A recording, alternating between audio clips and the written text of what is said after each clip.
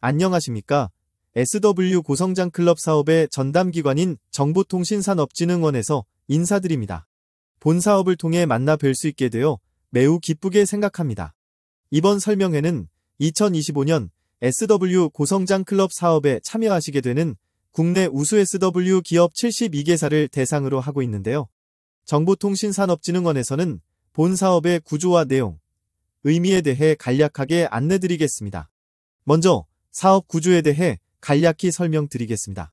본 사업은 과학기술정보통신부가 기획, 관리하고 있는 사업입니다.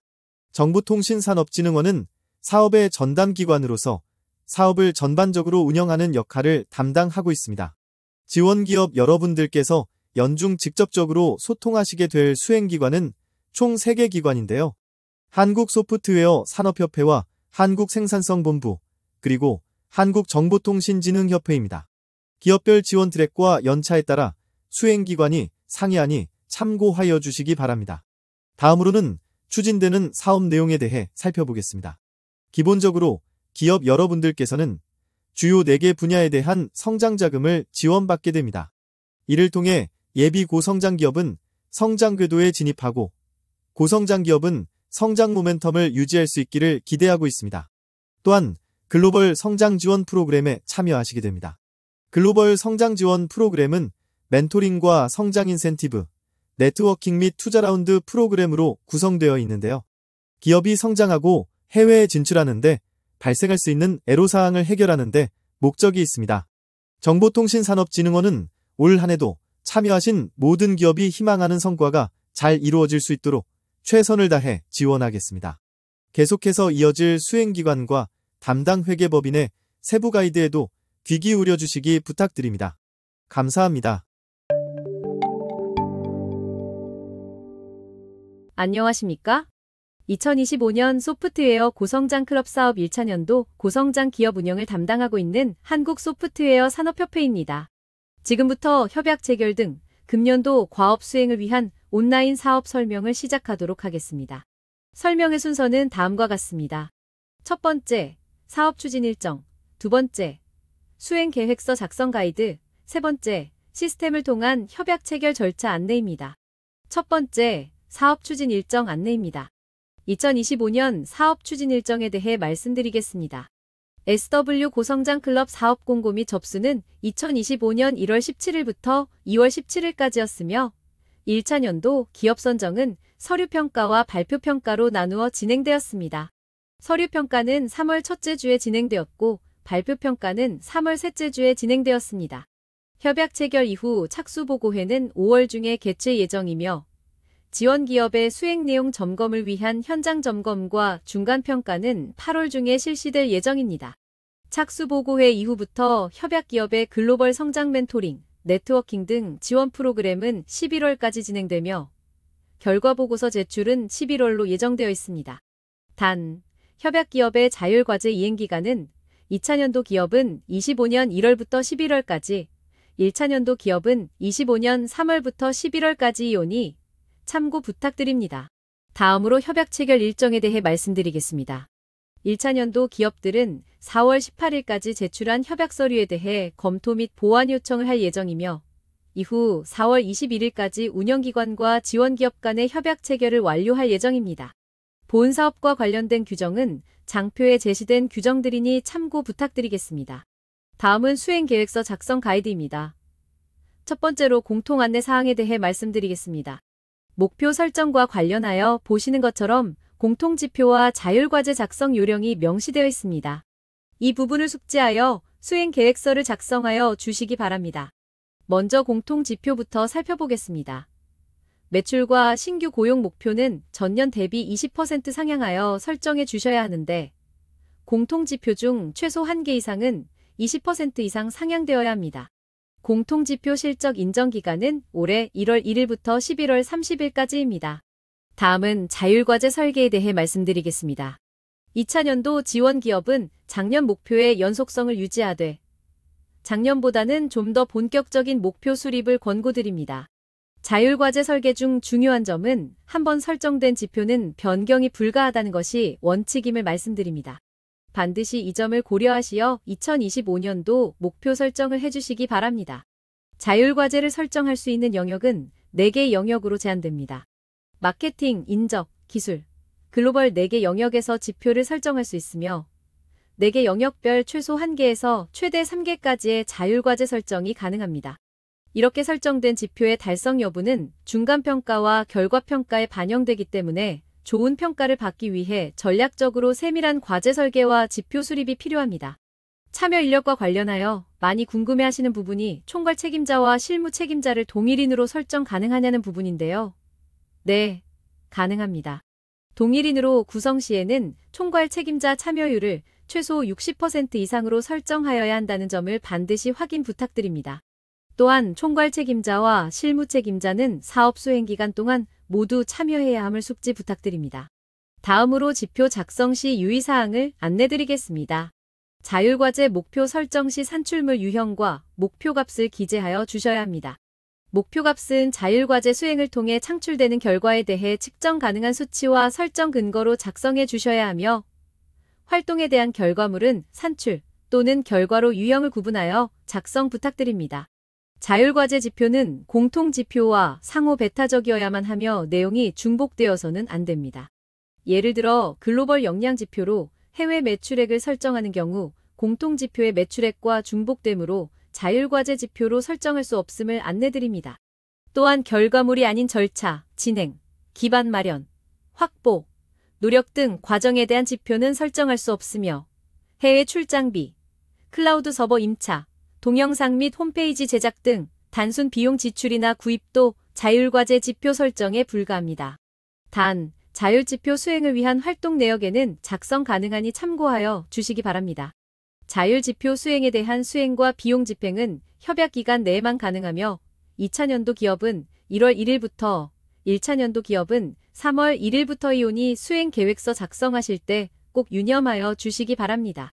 자율과제 지표 수립에 관한 자세한 예시는 수행계획서 양식에 나와 있으니 꼼꼼하게 확인하시어 작성해 주시길 부탁드립니다. 매출 및 고용 목표 설계 예시입니다.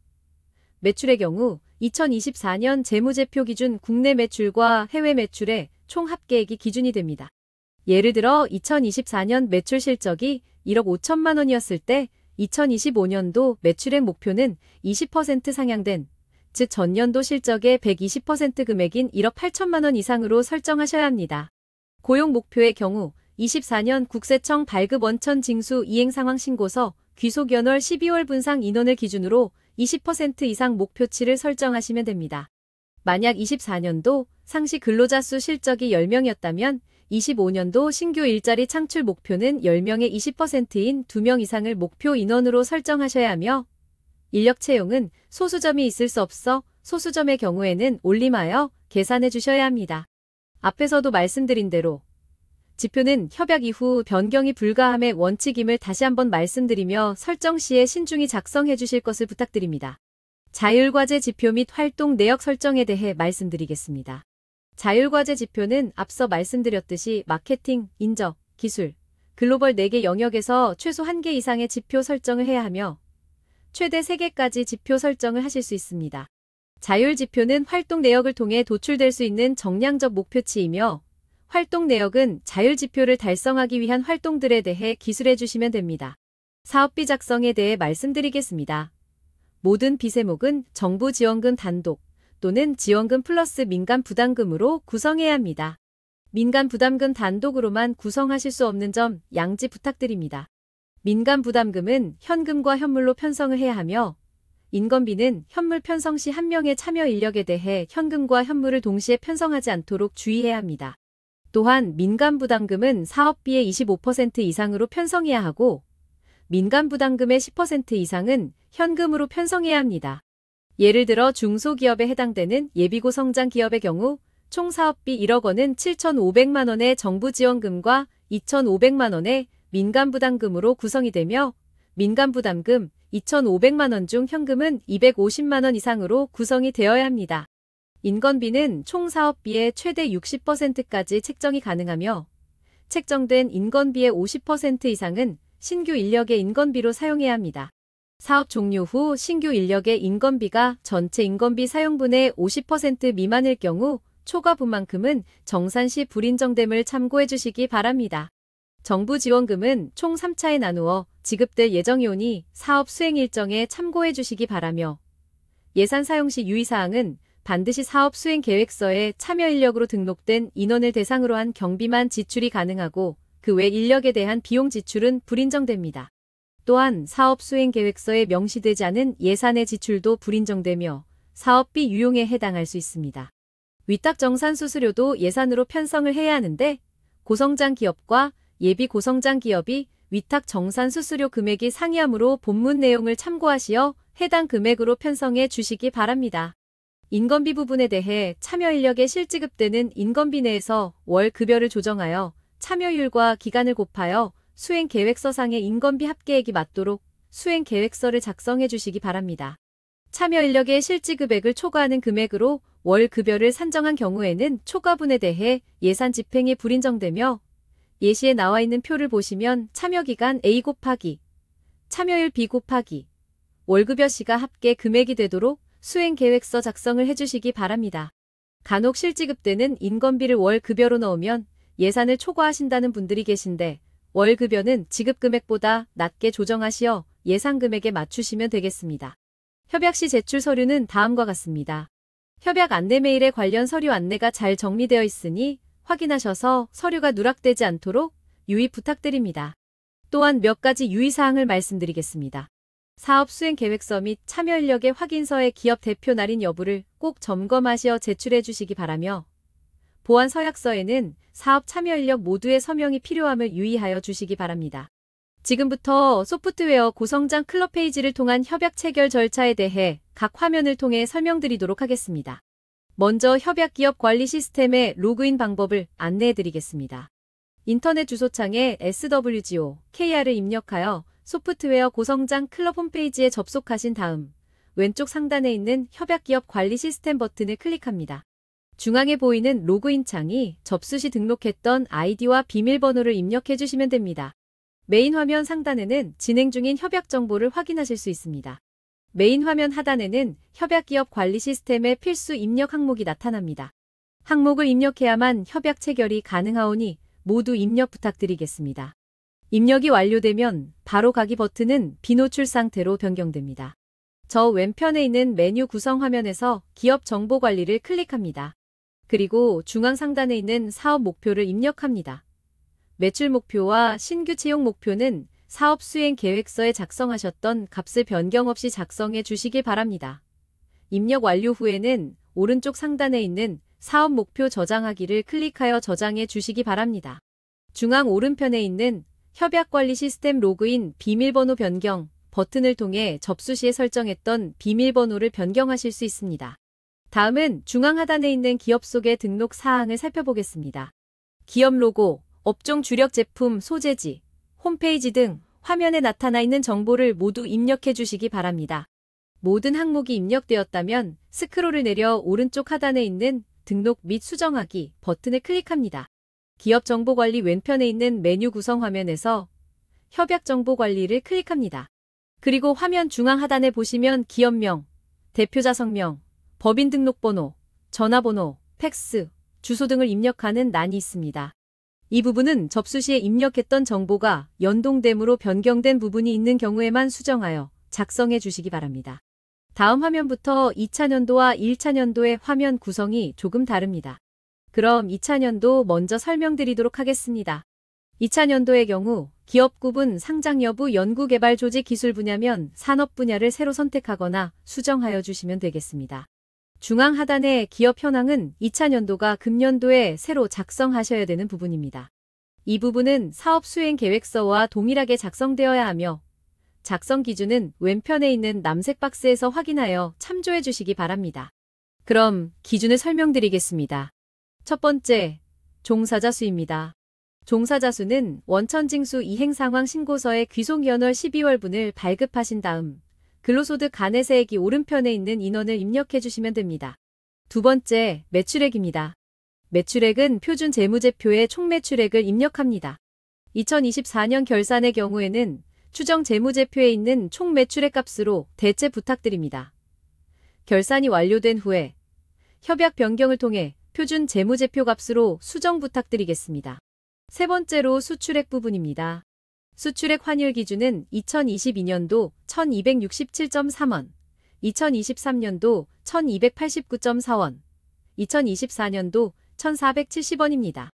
해당되는 연도의 원달러 환율을 곱하여 작성 부탁드립니다. 참고로 환율 기준은 통계청 대미달러 환율 12월 말입니다. 네 번째, 투자액과 다섯 번째 지재권을 누적 기준으로 작성 부탁드립니다. 다음으로 스크롤을 내려 사업비 지급 계좌를 입력합니다. 2000년도의 경우 작년 사업 통장 번호가 연동되어 있습니다. 통장을 변경하고 싶으신 경우 수정 작성하시면 됩니다. 수정된 경우에는 제출하는 통장 번호와 화면의 번호가 동일하게 입력되었는지 다시 한번 체크 부탁드립니다. 최종 확인이 완료되었다면 수정 신청하기를 클릭합니다. 다음은 1차 년도의 화면을 보시겠습니다. 1차 년도는 사업비 계좌 정보 외에 모든 항목의 정보가 연동되었습니다. 변경 사항이 있는 경우에만 수정 작성을 부탁드리며 수정된 사항은 사업 수행 계획서에 반영 부탁드립니다. 기본 협약 정보를 다 작성하셨다면 스크롤을 내려 사업비 지급 계좌를 입력합니다. 제출하시는 통장 사본과 동일하게 입력하셔야 합니다. 입력이 완료되면 등록하기를 클릭합니다. 다음부터 안내 종료 시까지 설명드릴 메뉴 구성은 2차 년도와 1차 년도 모두 동일합니다. 먼저 메뉴 구성 화면에서 참여 인력 관리를 클릭합니다. 중앙 왼편에 있는 주황색과 청록색 버튼을 통해 인원 추가 및 삭제가 가능합니다.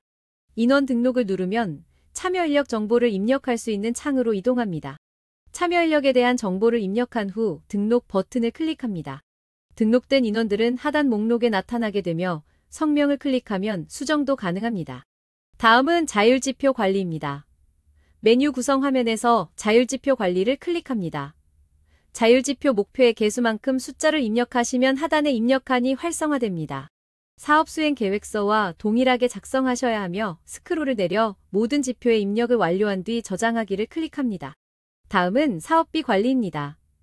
메뉴 구성 화면에서 사업비 관리를 클릭합니다.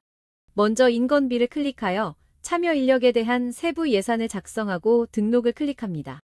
인건비 입력이 완료되었다면 운영비를 클릭하여 일반 수용비에 대한 세부 예산을 입력하고 등록을 클릭합니다.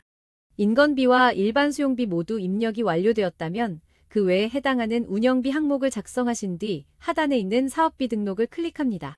다음은 첨부자료 부분입니다. 메뉴 구성 화면에서 첨부 자료를 클릭합니다. 중앙 왼편에 소프트웨어 고성장 클럽 협약 체결 서류 서식 다운로드를 클릭하여 서식을 다운받아 작성합니다. 작성된 서류들은 하단의 표시에 맞게 업로드 부탁드리겠습니다. 첨부자료 목록을 참고하여 자료를 업로드한 후 등록하기를 클릭합니다. 모든 서류가 업로드되었다면 스크롤을 내려 등록하기 버튼을 클릭합니다. 등록하기가 완료되면 다시 스크롤을 올려 오른편 상단의 빨간색 버튼인 협약 체결 최종 신청 버튼을 클릭합니다. 그럼 다음으로 필수 자료 미제출 시 노출되는 화면을 안내드리겠습니다. 사업 목표는 기업 정보관리 메뉴에서 확인 가능하며 나머지 사항들은 협약 체결 관리 메뉴에서 확인 가능합니다. 누락 없이 입력하셨다면 협약 체결 상태 확인에 대한 팝업 창이 노출됩니다. 협약서 확인 및 제출하기를 클릭하시기 바랍니다. 화면의 협약서를 확인하고 하단 중앙의 다운로드를 누른 후 협약서를 저장합니다. 저장이 완료되었다면 하단 오른편에 있는 최종 신청 버튼을 클릭합니다. 마지막으로 법인 공동인증서를 인증하시면 협약 서류 제출이 완료됩니다. 제출을 완료하였더라도 서류 검토 후에 운영기관이 보완을 요청드릴 수 있습니다. 운영기관 반려 시 재제출할 때마다 법인 공동인증서를 인증해야 하오니 번거롭지 않도록 신중히 작성 부탁드리겠습니다. 지금까지 협약 체결 시스템을 통한 협약 체결 절차를 안내해드렸습니다. 질의응답은 댓글로 작성해 주시면 정리하여 추후 별도로 안내해드리겠습니다. 사업 관련 문의는 해당 운영기관에 이메일로 문의 부탁드립니다. 감사합니다. 안녕하세요. 2025년도 SW 고성장 클럽 사업을 진행하게 된 현대회계법인입니다. 지금부터 2025년도 SW 고성장 클럽 사업비 사용과 관련된 정산 교육을 진행하겠습니다. 순서는 첫째, 사업비 집행 기준, 둘째, 상시 점검 방법, 셋째, 향후 일정 순으로 진행하겠습니다. 먼저 사업비 집행 기준입니다. SW 고성장 클럽 사업비 지출과 관련된 규정은 기금 사업비 산정 및 정산 등에 관한 지침을 따르셔야 하며 해당 지침의 제7조에는 사업비 사용에 대한 불인정 기준이 열거되어 있습니다. 간단히 살펴보면 사업비의 사용은 전자세금 계산서 또는 전자계산서에 근거한 자금이체 방식과 사업비 카드의 사용만이 인정됩니다. 따라서 종이세금 계산서나 간이 영수증에 근거한 증빙은 인정되지 않습니다. 추가로 사업비 카드에 대해 말씀드리면 SW 고성장 클럽 사업은 사업비 카드를 별도로 발급받지 않기 때문에 사업비 계좌에서 결제가 이루어지는 법인카드를 사용해 주시기를 부탁드립니다. 또한 해당 지침에 따르면 사업비는 사업기간 내에 지출원인 행위가 이루어져야 합니다. 지출원인 행위는 지출을 위한 모든 행위가 종료되는 것을 말하는데 용역을 예로 들면 용역이 모두 수행된 후 검수가 완료되고 세금 계산서 발행 등의 일련의 과정이 모두 끝난 상태를 지출원인 행위가 완료된 것으로 볼 수 있습니다. 사업 관련성이 없는 경우 불인정 항목이 될 수 있으며 증빙 서류가 미비한 경우에도 불인정 사항으로 처리될 수 있습니다. 사업을 진행하면서 사업비 변경 절차가 이루어지게 되는데 변경 절차를 준수하지 않고 사업비를 집행한 경우에도 불인정 처리가 될 수 있으며 SW 고성장 클럽 사업비 변경을 포함한 협약 변경 절차에 대하여 말씀드리도록 하겠습니다. 협약 변경 시 가장 유의할 점은 사업 종료 1개월 이전까지 운영기관에 통보해야 하며 승인까지 완료해야 한다는 점입니다. 따라서 SW 고성장 클럽 사업은 사업이 종료되는 11월 말 이전 1개월인 10월 말까지 모든 협약 변경 완료 및 승인까지 완료되어야 합니다. 협약 변경 사항은 크게 승인 사항과 통보 사항으로 구분되면 승인 사항은 사업 수행기관 또는 사업 책임자의 변경, 기금 사업비 중 비목간 변경, 기금 사업비 관리 계좌의 변경 시에 해당되고 통보 사항은 수행기업의 주소 연락처, 대표자, 명칭의 변경, 최초 협약한 사업비 중 세목간 예산 변경, 승인 사항을 제외한 그 밖의 사항에 대한 변경이 필요한 경우에 해당됩니다. 여기서 주의할 점은 인건비나 여비는 비목 내 세목간 변경도 승인 사항에 해당되므로 이 점 주의하여 협약 변경을 진행해 주시기 바랍니다. 25년 사업비 관련한 주요 변경 사항은 민간 부담금을 현물로 납부 가능하다는 점입니다. 기본적으로 민간 부담금은 사업비의 25% 이상 편성하고 민간 부담금의 10% 이상은 현금으로 편성이 되어야 합니다.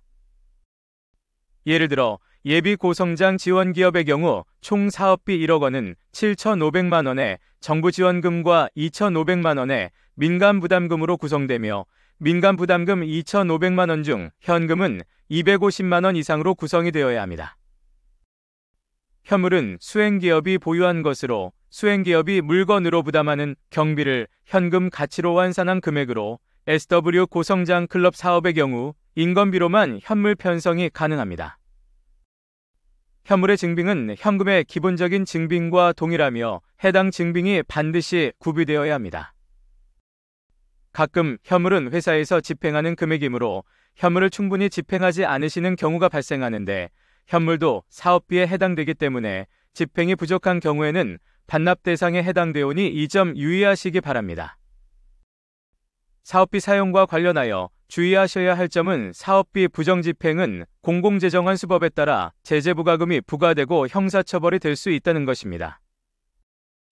부정청구 유형은 그 정도에 따라 허위청구, 과다청구, 목적의 사용으로 구분되며 허위청구의 경우 부정청구 및 그 이자에 더하여 부정이익 가액의 5배가 제재금으로 부과되며 과다청구는 부정이익 가액의 3배, 목적의 사용은 2배가 추가로 부과됩니다. 또한 형사처벌의 경우에도 부정수급한 자 및 이를 알면서 지급한 자는 허위청구의 경우 3년 이하의 징역 또는 3천만 원 이하 벌금이 부과되며 과다청구의 경우에도 1년 이하의 징역 또는 1천만 원 이하의 벌금이 부과되게 됩니다. 뿐만 아니라 부정수급자에 대해서는 그 명단도 공표하게 되므로 부정수급이 발생하지 않도록 철저한 관리를 부탁드립니다. 이제 각 비목별 설명을 드리도록 하겠습니다. 첫 번째 비목은 인건비입니다. 인건비로 사용할 수 있는 세목은 보수와 상용임금, 일용임금입니다. 보수는 회사에서 정규직 형태로 고용한 인원에게 지급되는 인건비이며 상용임금은 계약직에게 지급되는 인건비입니다. 계약직의 범위는 일반 계약직, 전문 계약직, 무기 계약직을 포함하고 있습니다. 그리고 일용임금은 일용 근로소득으로 근로소득세 신고가 이루어져야 하며 일용임금뿐 아니라 보수, 상용임금, 일용임금 모두 근로소득으로 신고가 이루어져야 합니다. 주의하실 점은 사업소득이나 기타 소득으로 소득 신고를 하고 상용임금 또는 일용임금으로 분류를 하시는 경우가 있는데 그렇게 하실 경우 불인정 사항으로 처리될 수 있으니 인건비 비목에서 사용하시는 모든 금액은 소득세법상 근로소득으로 신고가 이루어지도록 관리해 주시기를 부탁드립니다. 인건비 예산 편성 시 반드시 주의해 주셔야 할 사항은 인건비는 총 사업비의 60% 한도로 편성을 해 주셔야 하고 그중 50%의 인건비는 신규 인력의 인건비로 편성이 되어야 합니다. 종전에 민간부담금 현물 편성이 가능하다고 말씀드렸는데 인건비 현물 편성 시에는 특정 일인에 대해 현금과 현물을 동시에 편성할 수 없으므로 반드시 현금 지급 대상 인원과 현물 지급 대상 인원을 분리해 주시기를 부탁드립니다. 그리고 참여율 관련해서 말씀을 드리며 총괄 책임자는 30%, 실무 책임자는 60% 이상의 참여율이 필요하며 만약 총괄 책임자와 실무 책임자가 동일하신 경우에는 60%의 참여율이 기재가 되어야 합니다. 또한 참여율은 본 사업 이외에 다른 연구과제나 사업과제 참여율을 포함하여 100%를 초과할 수 없으므로 이에 대한 관리를 부탁드립니다. 불인정 사례를 말씀드리면 참여 인력을 근거 없이 변경한 후 인건비를 지급하거나 참여 인력의 참여기간 또는 참여율을 초과하여 집행한 경우에는 불인정 사항에 해당되어 사업비가 환수될 수 있습니다. 인건비 지급 시 현금 지급이 불가하면 계좌이체 방식으로 지급하셔야 하고 사업소득이나 기타 소득으로 지급되는 전문직 용역은 기존에 말씀드린 바와 같이 인건비 비목이 아니므로 불인정 처리가 됩니다. 또한 당연히 소속 직원이 아닌 사람에게는 인건비 지급이 가능하지 않습니다. 유의사항을 말씀드리겠습니다. 사업을 진행하시면서 참여인력이나 참여율의 변경이 다수 발생하시게 되는데 참여인력이나 참여율의 변경은 협약 변경 승인 이후에만 해당 변경 내용이 적용이 되게 됩니다. 예를 들어 신규 직원을 5월에 채용하였으나 이를 승인받지 않은 상태에서 인건비를 지급하다가 7월에 협약 변경을 하는 경우 사업비는 7월부터만 집행이 가능하고 그 이전부는 회사 자체 비용으로 인건비를 지급해야 합니다. 따라서 참여인력 또는 참여율에 변동이 있는 경우에는 사전에 사업비 관리 시스템을 통해 협약 변경을 진행해 주시면 됩니다. 단, 기업 내부 사정상 협약 변경이 지연된 경우 신청서의 사유를 상세하게 기재하여 운영기관의 승인을 득하는 경우에는 최대 2주까지는 소급 적용 가능하게 됩니다. 다음으로 일반 수용비에 대해 설명드리도록 하겠습니다. 교재에 있는 적용 대상을 살펴보시면 사용할 수 있는 항목들에 대해 직관적으로 아실 수 있는 항목들로 구성되어 있습니다. 사무용품 및 소모성 물품 구입비 또는 인쇄 유인비, 안내, 홍보물 등 제작비는 어떠한 항목으로 사용할지 충분히 아실 것으로 보이며 해당 사업비 지출 시에 유의하실 부분에 대해 설명을 드리도록 하겠습니다. 우선 홍보용 동영상 제작은 홍보물 제작비가 아닌 일반 용역비로 집행해 주셔야 하며 일반 수용비는 소액의 금액으로 집행이 가능한 항목이기 때문에 아무리 자료 인쇄, 홍보용 전단 제작비 등이라 할지라도 금액이 300만 원 이상인 경우에는 일반 용역비로 편성을 해서 집행하시기를 부탁드립니다. 그리고 SW 고성장 클럽 관련하여 공고료 및 광고료로 구글이나 페이스북, 네이버 등을 이용한 광고가 다수 집행되게 되는데 여기서 주의해 주셔야 할 점은 회사가 구글, 페이스북, 네이버 등과 광고를 위해서 직접 계약을 체결한 경우에는 공고료 및 광고료에 해당되므로 일반 수용비 항목으로 처리하면 되지만 중간에 대행업체가 있을 경우에는 대행업체가 이윤을 가지고 가기 때문에 일반 용역비로 편성을 해서 집행이 필요합니다. 교육훈련비는 SW 고성장 클럽 사업과 관련 있는 세미나, 컨퍼런스 참가 등록비로 집행이 가능하며 가장 중요한 점은 참여 인력에 대해서만 교육훈련비 집행이 가능하다는 것입니다. 따라서 교육훈련비 집행이 필요한 경우에는 사전에 참여 인력으로 등록해 주시기를 부탁드립니다. 또한 집체 교육 시 참여 인력과 사업에 참여하지 않는 인원이 같이 포함되어 있는 경우에는 참여 인력에 대한 비용만 집행이 가능하기 때문에 전체 참여 인력 중 참여 인력과 비참여 인력이 구분되도록 참석 리스트를 증빙으로 제출 부탁드리며 사업비는 전체 인원 중 참여 인력에 해당되는 비율만큼 집행해 주시기 바랍니다. 불인정 사례 같은 경우에는 이제 프린터 드럼은 자산취득비 성격으로 구매가 불가능하며 기프티콘은 유가증권에 해당되기 때문에 구매 제한 항목으로 되어 있습니다. 그리고 광고 비용을 충전 방식으로 집행하시는 경우에는 사업기간 종료 시점까지 사용하지 못한 미사용 잔액은 반납이 필요합니다. 유의사항으로는 모든 세목은 정부지원금 단독으로 집행되거나 정부지원금과 기업부담금으로 집행이 되어야 되기 때문에 기업부담금으로만 예산 편성이 될 수 없다는 점 주의 부탁드립니다. 계속해서 일반 수용비 내의 업무 위탁 대가와 사례금에 대해 말씀드리겠습니다. 업무 위탁 사례금의 경우 전문가원 고려, 번역료 자물료, 문서 작성 용역 제공에 대한 대가 및 회의수당 등에 해당됩니다. 업무 위탁 대가 및 사례금은 근로소득으로 지급되는 인건비와 달리 사업소득 및 기타 소득 형태로 지급이 되어야 합니다. 각종 수수료 및 사용료 관련하여 주의해야 할 사항은 회계법인 위탁수수료의 경우 일반 용역비 항목이 아닌 일반 수용비 내의 각종 수수료 및 사용료란 점이며 해당 항목으로 예산 편성 및 집행을 부탁드립니다. 그리고 물품의 보관 운송료, 고속도로 통행료의 경우 착오가 많이 발생하는 부분은 출장 시 고속도로 통행료 및 주차료의 경우에 일반 수용비로 편성해야 하는지 국내 여비로 편성해야 하는지에 대한 부분인데 출장 관련 해당 비용은 국내 여비로 예산 편성 및 집행이 이루어져야 합니다. 불인정 사례로는 회의 참석 사례비, 안건 검토비, 전문가 자물료 등을 전문가 1인에게 동시에 중복하여 지급하면 안 되고 전문가의 자문 내용 등이 구체적이지 않음에도 장기간에 걸쳐 특정인에게 급여 성격으로 지급한 수당의 경우에 불인정 처리된 바 있습니다. 내부 직원에게 수당을 포함한 업무 위탁 대가 및 사례금은 지급이 가능하지 않으니 이 점 주의 부탁드립니다. 유의사항으로 특허 출원 등록 비용의 경우 상황에 따라 예산 항목이 달라지게 됩니다. 특허 법인과의 계약을 통해 특허 출원 및 등록 업무 일체를 위임한 경우에는 일반 용역비로 예산 편성 및 집행되어야 합니다. 반면 업무 전체의 위임이 아닌 기업이 특허청에 직접 납부하는 출원, 심사, 등록 비용은 각종 수수료 및 사용료로 집행이 필요합니다. 그리고 특허 출원, 등록을 위해 개인 또는 프리랜서에게 자문비가 제공되는 경우에는 전문가 활용비에 속하며 업무 위탁 대가 및 사례금으로 예산 편성 및 집행이 이루어져야 합니다. 운영비 내 공공요금 및 제세에 대해서 설명드리겠습니다.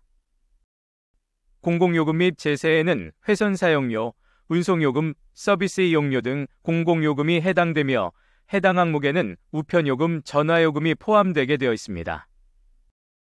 SW 고성장 클럽 사업에서 가장 많이 사용되는 항목은 클라우드 컴퓨팅 서비스 이용료로 해당 비용 공공요금 및 제세로 예산 편성 및 집행이 이루어져야 합니다.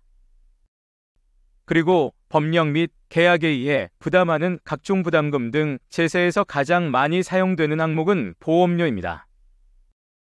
불인정 사례는 사업 관련성이 없는 기관 공통 경비인데 클라우드 서버 이용료는 사업 관련성이 인정되는 부분만 사업비로 활용이 가능하며 사업과 관련 없이 기업 전체에 사용되는 서버 비용 전체를 사업비로 사용할 수 없습니다. 보험료의 경우 보험 계약 기간에 관계없이 사업기간에 해당되는 보험료만 집행이 가능하기 때문에 사업기간을 초과하는 보험료 지급이 이루어진 경우 이를 계산하여 사업기간에 해당되는 금액만 사업비로 집행 부탁드립니다. 임차료는 본 사업을 진행하면서 발생하는 회의장, 행사장 임차료, 사업 수행을 위한 전산 장비 및 SW 임차료 등이 해당됩니다. 임차료도 보험료와 동일하게 사업기간에 대한 비용만 인정이 가능하기 때문에 이 점 유의 부탁드립니다.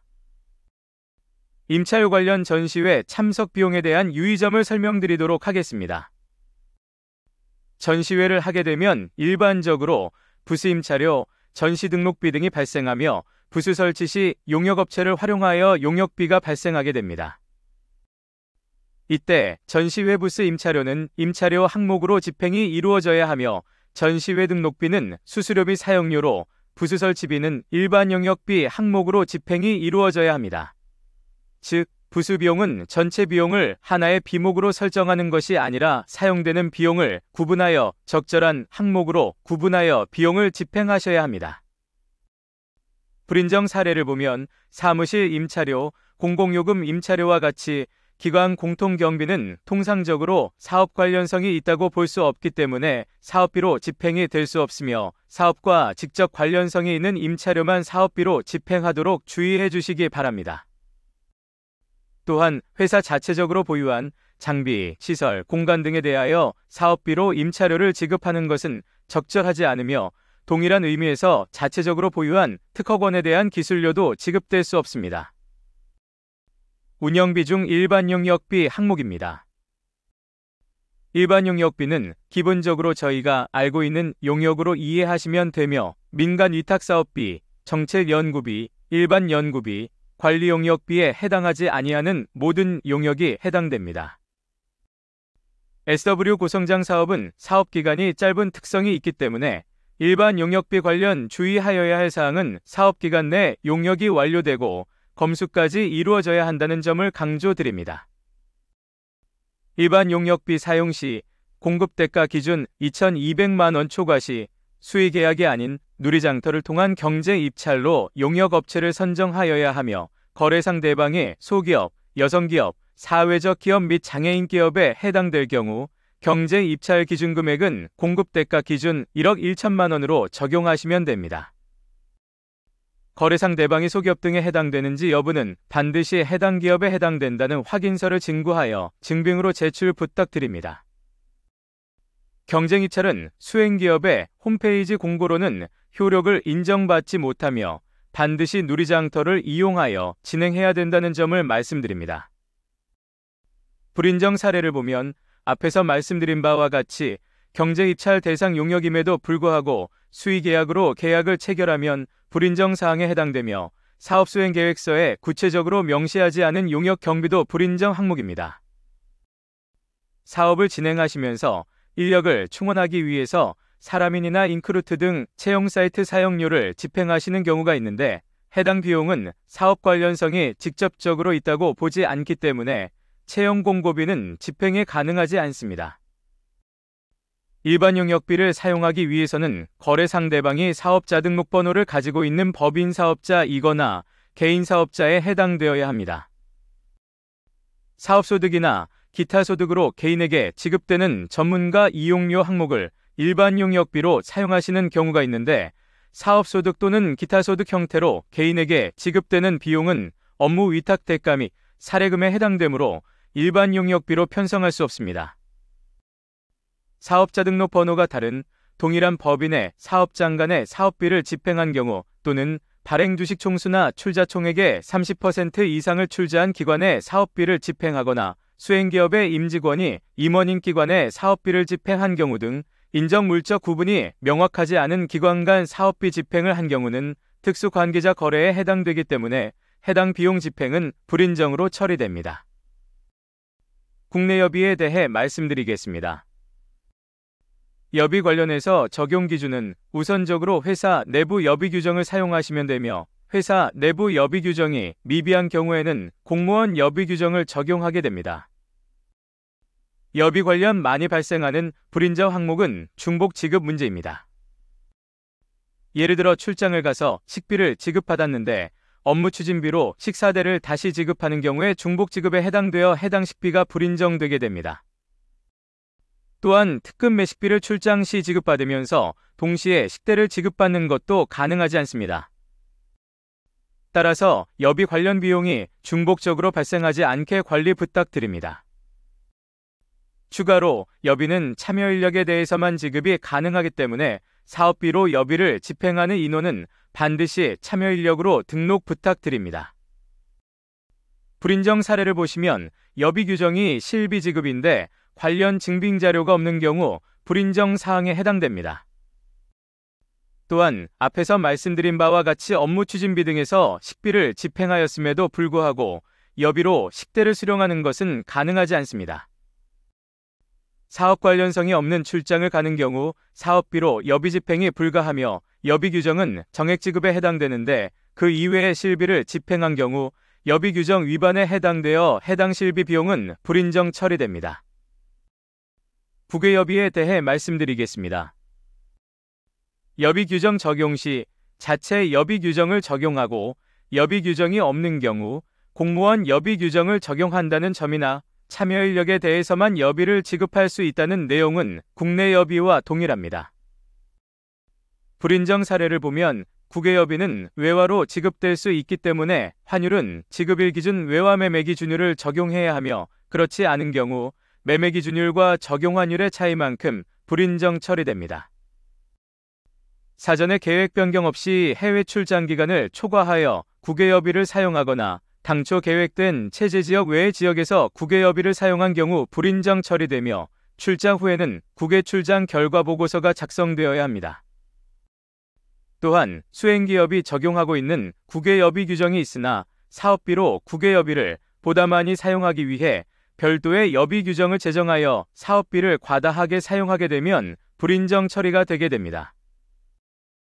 국내 여비와 같이 중복지급에 해당되게 되면 국외 여비도 불인정 처리가 되는데 초청기관 또는 행사주관기관 등으로부터 국외 출장 관련 숙박비와 식비 등 체재비를 지급받았음에도 같은 비목으로 국외 여비를 중복 지급받은 경우나 해외 출장지에서 관계기관과 업무 추진비 등으로 식비를 지출하고 국외 여비의 식비를 중복하여 지급한 경우 집행한 사업비가 불인정 처리됩니다. 업무 추진비에 대해 설명드리겠습니다. 업무 추진비는 회의가 끝난 후 식대 비용으로 가장 많이 사용하게 됩니다. 이때 주의할 사항 중 첫 번째는 업무 추진비는 한도가 있기 때문에 참석자 1인당 3만 원 한도에서 비용이 집행되도록 관리가 필요합니다. 두 번째는 회의록 작성인데 업무 추진비를 사용하시기 위한 증빙으로 반드시 회의록을 작성하셔야 합니다. 불인정 사항을 살펴보겠습니다. 사전 내부 결제 및 회의록 없이 집행한 회의비는 불인정 항목이며 사업비로 주류는 사용이 불가합니다. 앞에서 말씀드린 바와 같이 업무 추진비를 사용하는 경우 인당 3만 원 한도를 초과할 수 없습니다. 만약 50만 원 이상을 초과하여 업무 추진비를 사용한 경우에는 참석자의 소속 및 성명 등이 기재되어야 하며 해당 항목이 누락된 경우 불인정 사항에 해당될 수 있습니다. 또한 선결제 후정산 방식으로 집행된 회의비는 인정이 불가하니 이 점 유의해 주시기 바랍니다. 마지막으로 연구용역비 말씀드리겠습니다. 연구용역비는 일반 용역비와 대부분 동일한 규정이 적용된다고 보시면 될 것 같습니다. 다만 용역의 목적이 학술, 기술, 평가, 자문 실태조사, SW 개발 등 지식 기반의 업무에 대한 용역이라는 점에서 일반 용역비와 차이가 발생한다고 볼 수 있습니다. 그 이외에 용역을 사업기간 내에 완료해야 하는 점이나 일정 금액 이상인 용역은 경쟁 입찰을 진행하여야 한다는 점 등이 일반 용역비와 동일하므로 해당 부분의 자세한 내용은 일반 용역비 항목을 참고 부탁드립니다. 이제부터 정산시 제출서류에 대해 설명드리도록 하겠습니다. 모든 지출 항목에는 내부 결제문서 또는 품회서와 카드 매출점표 또는 전자세금 계산서와 계좌이체증과 같은 지출 증빙이 필수적으로 구비되어야 합니다. 인건비의 경우에는 말씀드린 서류 이외에 참여인력 현황표, 근로계약서, 급여대장, 근로소득 원천징 수령수 중 개인별 지급되는 계좌에 이체증이 제출되어야 합니다.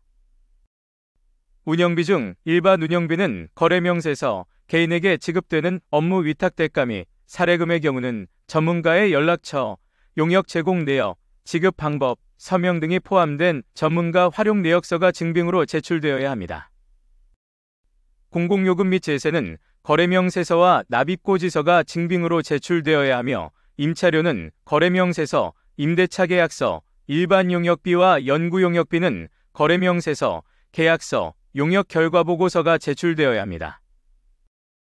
국내 여비는 여비규정, 출장신청서 또는 출장복명서, 교통영수증 등의 출장 관련 증빙 서류, 여비 정액 지급인 경우, 계좌이체 증명, 실비 정산인 경우, 통행료, 숙박비, 식비, 주차비 등의 카드 매출점표가 제출되어야 합니다.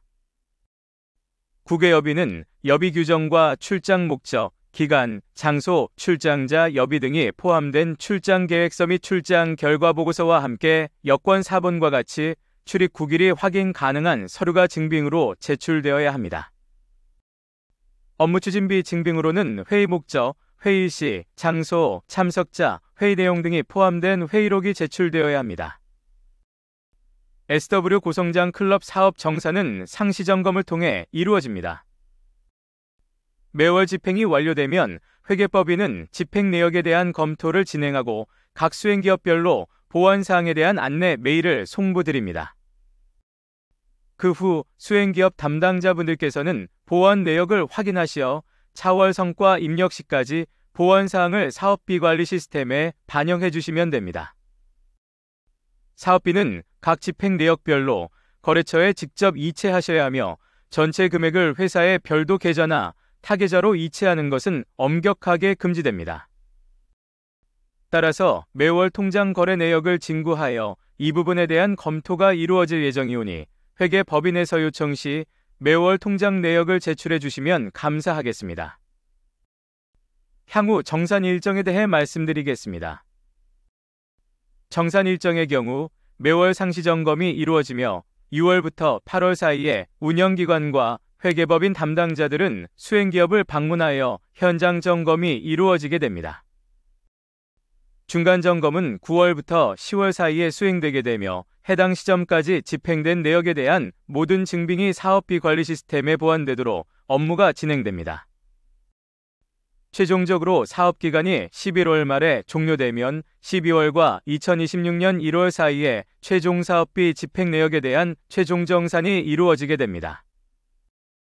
문의사항은 이메일과 전화를 통해 회계법인으로 전달 부탁드리며 이메일은 hd.swhigh@gmail.com으로 메일을 주시면 됩니다.